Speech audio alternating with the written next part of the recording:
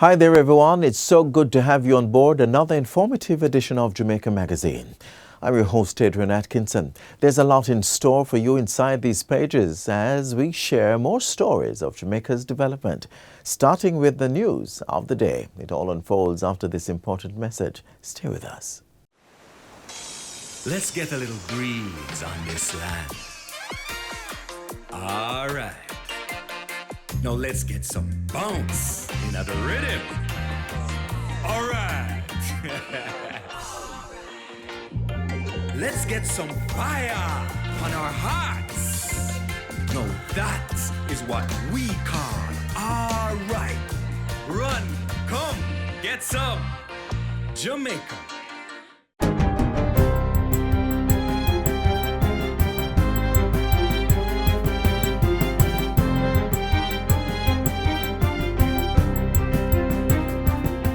Good day, I'm Twyla Whelan and this is your JS News for Monday, February 17, 2025.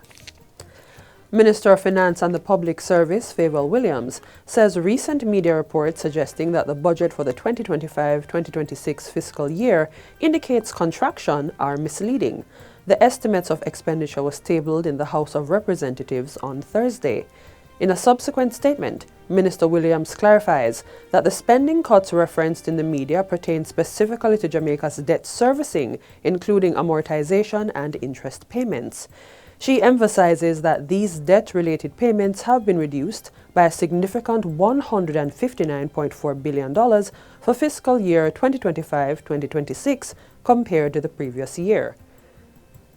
The minister further explains that the reduction in debt servicing has enabled the government to prioritize increased investment in critical sectors such as education and healthcare. Minister Williams asserts that the overall expenditure of $1.26 trillion for the upcoming fiscal year demonstrates the government's commitment to sound fiscal management. The Ministry of Education, Skills, Youth and Information is getting an increased $2.7 billion for spending on capital projects in the new fiscal year. The $4.2 billion capital expenditure adds to the $183.5 billion allocated for recurrent expenses. The capital budget includes approximately $853 million to complete the expansion of the Mount St. Joseph High School under the Education Transformation Program. This is to address the shift system and overcrowding in the institution. Already, existing structures at the school have been renovated and construction has been completed on new 2nd, 5th and 6th form classroom blocks. This year's budget allocation is to complete construction of the administrative, 3rd and 4th form blocks as well as the auditorium. The funding is outlined in the recently tabled estimates of expenditure for fiscal year 2025-2026. The Jamaican government is set to invest an estimated $3.2 billion in the 2025-2026 fiscal year to acquire an additional 100 compressed natural gas (CNG) buses for the Jamaica Urban Transit Company (JUTC). This move follows the procurement of 100 CNG buses last year. The acquisitions form part of a broader plan outlined by the Transport Minister Darrell Vaz to provide a total of 300 buses financed from the Consolidated Fund in 3 phases. The acquisition covered in this budget cycle represents the final step in the 3-phase plan. The third 100 buses, which are already committed and blocked at the Ministry of Finance for funding, will be done next year for delivery 2026 and possibly earlier. Meanwhile, the government will be building on the gains in public healthcare development in the new financial year. In 2024, Jamaica achieved the historic milestone of eliminating mother-to-child transmission of HIV and congenital syphilis. This reflected work done in areas such as expanded rapid testing, antiretroviral therapy, improved antenatal care, and enhanced monitoring systems. More achievements are being targeted in fiscal year 2025-26 with continued focus on infrastructure, legislative reform, and health campaigns. Deputy Governor General Stedman Fuller outlined the plans as he delivered the throne speech on Thursday. Legislative priorities include the Tobacco Control Bill, which will align Jamaica with World Health Organization regulations by restricting tobacco and e-cigarettes use, and the Food and Drug Amendment Bill, which regulates natural health products. Amendments to the Nurses and Midwives Act and Pharmacy Act will legalize advanced practice registered nurses, APRNs, prescribing approved pharmaceuticals, improving healthcare efficiency. Among this year's infrastructure priorities is the completion of the Western Child and Adolescent Hospital, set to offer 12 specialties, including pediatric cardiology and psychiatry. Work will also progress on the Spanish Town Hospital redevelopment and Cornwall Regional Hospital rehabilitation projects. Several health centres will also be upgraded, including the Greater Portmore, Old Harbour and St. Jago Park facilities. Still on health, the Portfolio Minister, Dr. Christopher Tufton, says overseas recruitment remains an option to plug nursing vacancies that cannot be filled through local recruitment. During a recent statement to Parliament, Dr. Tufton said he was not opposed to recruiting from overseas to fill the nursing vacancies within the health sector. He was responding to questions posed by Member of Parliament for St. Mary's Central, Dr. Morris Guy, on whether the government would consider employing nurses from the Philippines to fill the gaps existing within the sector. We want to engage our people first, even before we seek to encourage and invite others to come in. But I don't think we can leave that off the table either, to be totally frank. As you know, we have over 300 Cuban healthcare workers here in Jamaica, and we do have from other nationalities. Part of the wider global health strategy is going to be to offer as much opportunities to our locals, but to fill the immediate gaps, if we can't source locally, we have to explore other options. And I think the Philippines is a worthy partner. A memorandum of understanding was recently signed between the Government of the Philippines and the Ministry of Health and Wellness.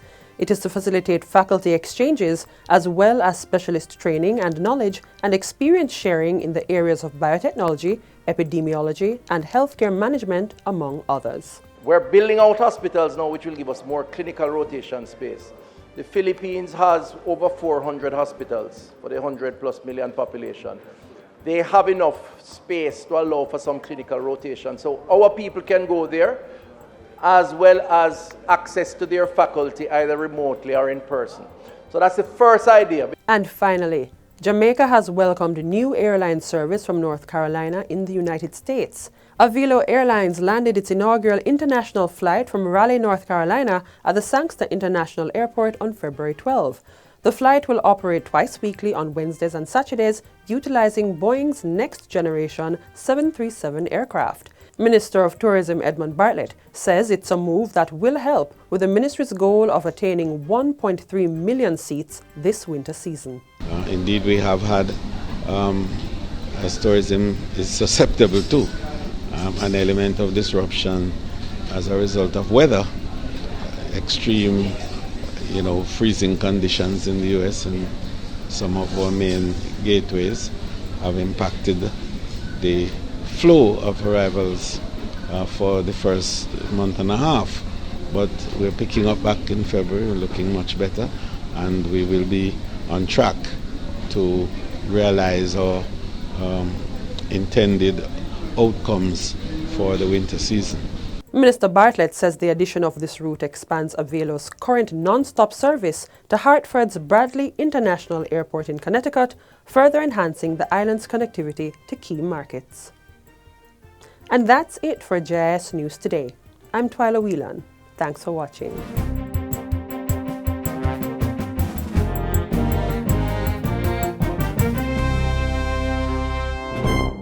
Today, we can report 2 consecutive years of reduction in major crimes and murders, with a significant reduction of almost 20% in murders for 2024. Between January 2022 and January 2025, we have reduced murders by 51%, and January 2025 had the lowest monthly murder count since September 2014.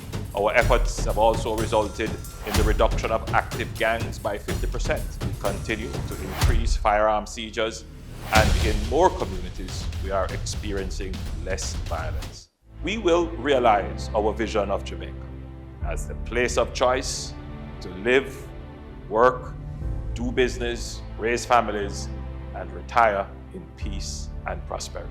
The proceeding was brought to you by the Office of the Prime Minister. Today is Global Tourism Resilience Day. In light of this observation and the importance of the sector to Jamaica, we explore some strategic ideas to build resilience shared by global tourism leaders as they navigated the future of tourism in the past year. Building resilience requires ongoing surveillance and anticipatory actions.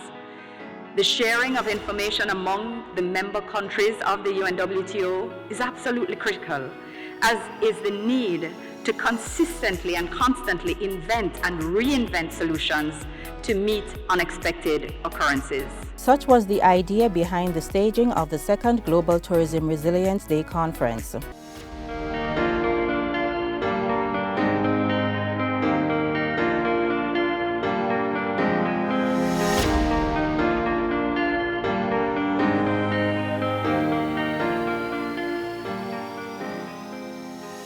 The discussions around investment in tourism is not just to bring foreign direct investment into a space, but is to broaden the whole development capacity within a country. That includes planning for future disruptions so that the economy may not only withstand disasters, but possibly prosper through them. Hence, discussions surrounded 5 key points to help build tourism resilience: forecast and tracking disruptions, mitigation, management, recovery, and thriving. We have to look at the impact of what we're doing. We can't just look at data, numbers. We have to make sure that what we do has a potential positive impact on the communities, on the environment, and at the end of the day, on the global agenda related to all the issues that are critical in order to achieve sustainable development. It is an idea shared by Foreign Affairs and Foreign Trade Minister, Senator Kamina Johnson-Smith, who presented in Prime Minister Andrew Holness's stead. This conference has brought together key stakeholders, experts, and policymakers to address the challenges facing our sector and to explore innovative solutions for the future. The conference has richly featured, along with practical advice, discussions on various aspects of tourism resilience, including digital innovation.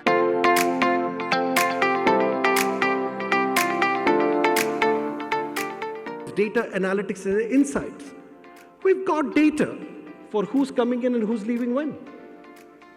How do we capitalize that data to understand what the customer experienced, what they missed out experiencing on this particular trip, and what are their interests? Do they have kids? So do we need more things for kids to do? Do we need a big water park? What do we need? So all these data analytics will assist us in understanding the psychology of the customers visiting and leaving and re-engaging them to come back. And infrastructure resilience. Now is the time for us to take a step back and look at our current tourism plans, the shortfalls and the challenges, and look towards creating a comprehensive plan based on visioning and forecasting where we want to be as a region in terms of carrying capacity, types of tourism models, local sensibilities, and the impact of the total economy through linkages. The role of women.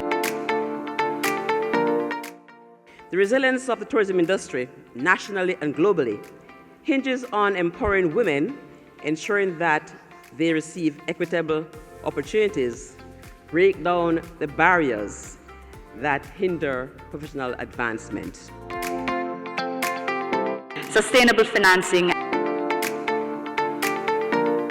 What are we doing for small businesses who don't have the credibility, the credit history, the experience in the industry, when we know that the small businesses are the heart of the tourism product?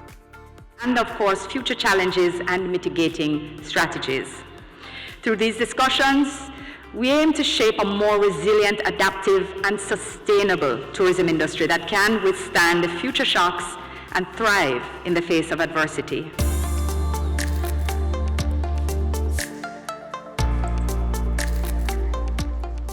In a move that will further bolster Jamaica's lead in tourism resilience, a partnership was forged with UN Tourism and the Global Tourism Resilience and Crisis Management Center. It is being rebranded as the Global Tourism Resilience Center. This center will be the place, brain, university, think tank, call it however you want, which will give first the right communication to the countries or member states. We will be announcing the establishment of a Caribbean Tourism Academy, which the UN is going to work with us on as part of their global network. UN Tourism also will continue to partner with Destination Jamaica in hosting the Global Tourism Resilience Day Conference moving forward. In another move, Minister Bartlett used the forum to reiterate calls for a Tourism Resilience Fund.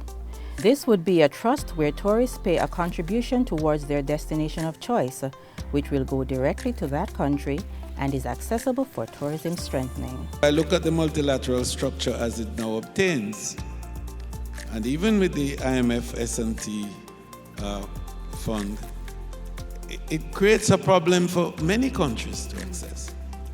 And the problem of the bureaucracy that is entailed in it, the problem with classification of countries and what qualifies you to draw down, and then the requirement for sometimes very onerous policy implementation and policy changes and shifts puts all of these countries at serious risk in terms of being able to ever be resilient. So we in tourism have that task, I believe. And I'm saying this with my SG here, that this is part of our task. How do we get the world to respond to creating a fund that is accessible to all? And what then is our personal responsibility as tourists in this regard?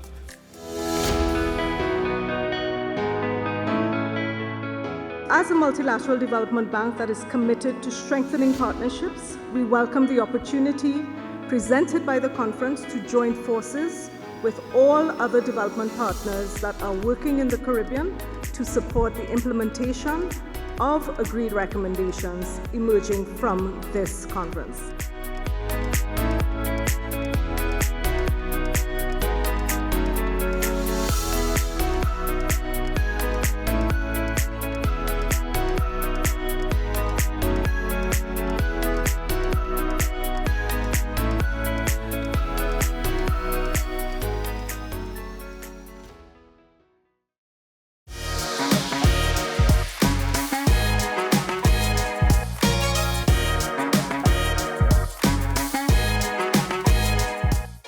In the heart of the Caribbean lies a beacon of financial opportunity. Welcome to Jamaica, where beauty and vibrance meet business and innovation. At the forefront of making Jamaica a robust financial hub, the Jamaica International Financial Services Authority leads the charge with trust and integrity.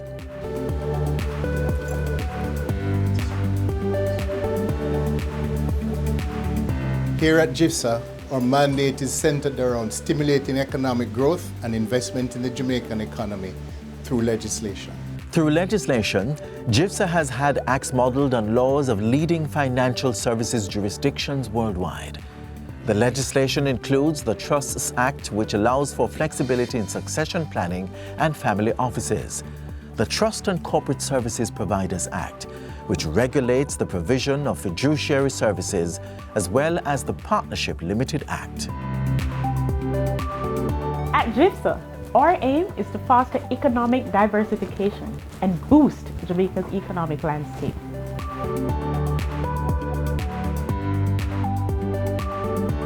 GIFSA takes pride in cultivating a business environment that supports growth and sustainability through innovation. GIFSA is a partner that will guarantee new opportunities.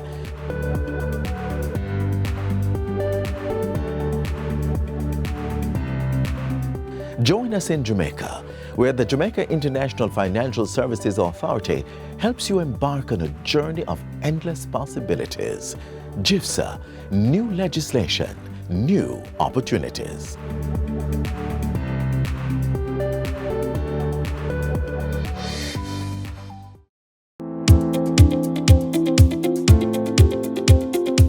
Two major hospital construction projects are underway in Western Jamaica.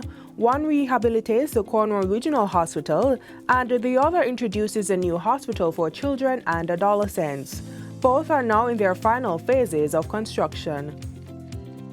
In phase one, the water infiltration that affected the building and caused the growth of mold, based on lack of maintenance for probably 2 decades before that, Mr. Speaker, this government decided to address in no uncertain terms.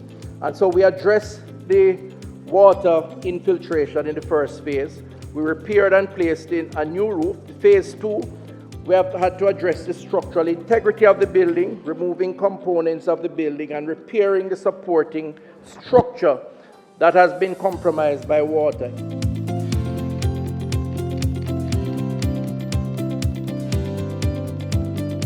In 2024, we launched the final phase, phase 3 of the project, that is to realize the full rehabilitation of the building. This is being done, Mr. Speaker, in sections. The first sections of the building to be rehabilitated is the administrative block. By April of 2025, the medical records department, the general stores, the dietary department, and the server rooms will be fully rehabilitated and operational, Mr. Speaker, hence showing the phased approach to rehabilitation. These areas are critical. This is a justification to the proper functioning of the hospital and are being prioritized to ensure that when the full hospital operations are restarted, they can provide the appropriate support to patients and staff in the facility. So this is a critical starting point.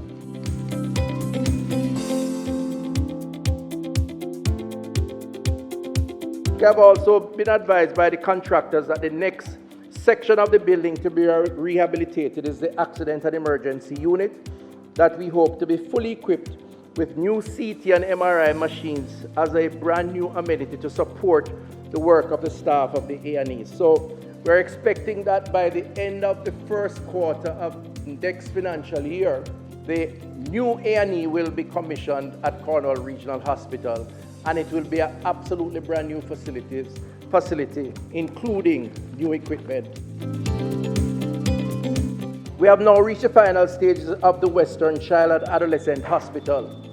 The Western Child and Adolescent Hospital is on track to be opened officially by the Western Regional Authority between May and June. That's an additional 250 beds, fully equipped. We expect to hire in the first phase over 300 new healthcare workers, and that will become the only children and adolescent hospital in the Caribbean.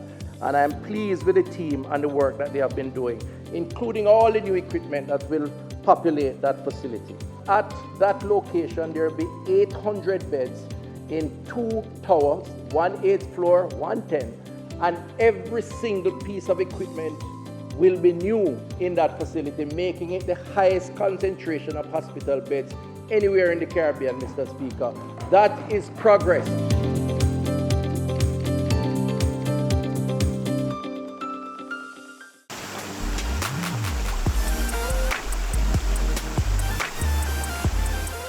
We know that Christmas has been over for a while, but let's reminisce for a moment, because why not?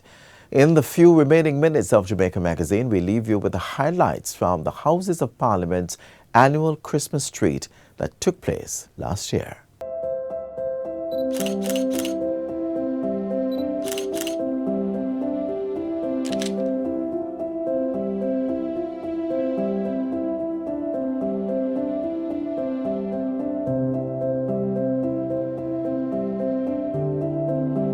On behalf of the Houses of Parliament, a very warm welcome to all of you, and thank you for being here, and we truly hope that you will enjoy every minute of today.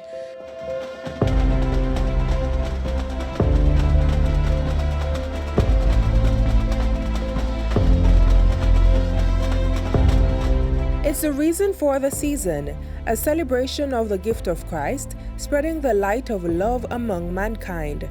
And the Houses of Parliament put on their 22nd annual treat to share the love with members of the public from the surrounding communities. Citizens, both young and old, had a fantastic experience as they satisfied their appetite for food, fun, and great entertainment.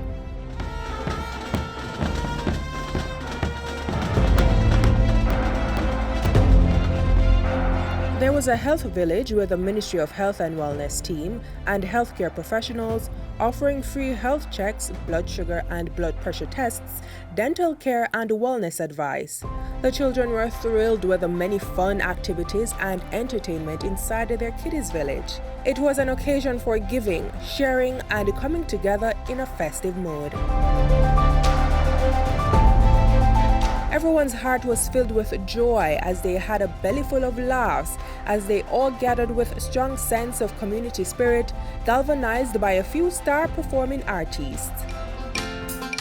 There was no room in the inn, but round behind the hall, them have a place where cow and horse and sheep did have them stall, and that is where the Son of God was born for one and all.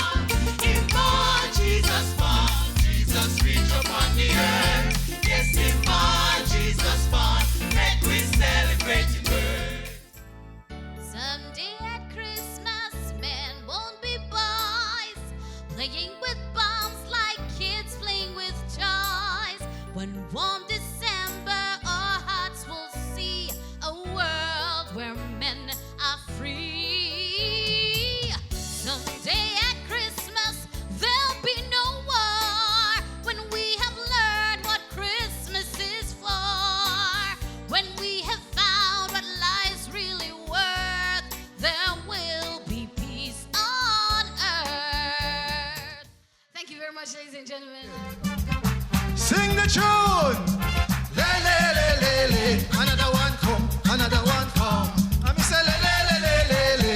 Another one come, another one come. Yes, me ready for party, oh. Me girl and me happy trash and ready. And me a no books, me no have no money, but anything me want, me get it, cause look how me irate.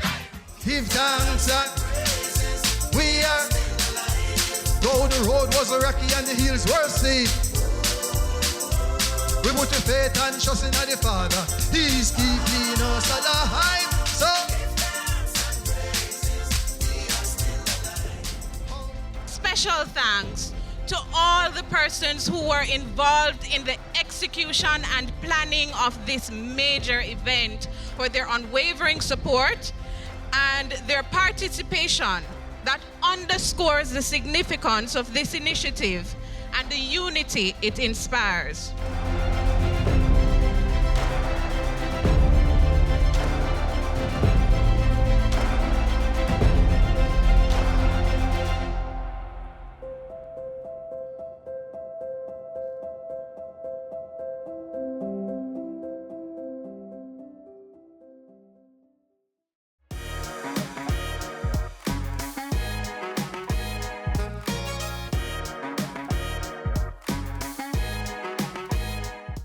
Our half-hour journey through the pages of Jamaica Magazine ends right here for today. But please join us again tomorrow on this same station for more news, features and information you can use to live, work, raise families and do business and, of course, retire in paradise. In the meantime, visit our website, jis.gov.jm for this and other offerings. On behalf of the entire production team, I'm Adrian Atkinson. Until next time, walk good.